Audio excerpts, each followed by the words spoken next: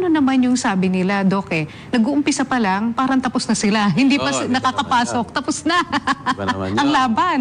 Ang tawag doon, yung premature ejaculation. That's also a big problem, no, ng mga kalalakihan natin. But mostly, yung premature ejaculation ay na-experience ng mga mas bata. Siguro, on the average, around mga 40 years old to 50 years old. So, lower than the yung age group ng erectile dysfunction. So strictly speaking naman, yung premature ejaculation is ejaculation nangyayari in less than 1 minute during penetrative sex. Okay?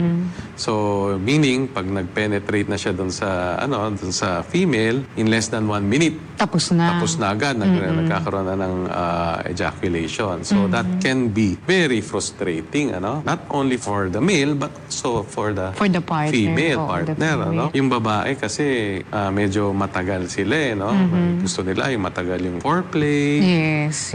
Gusto nila, and they also have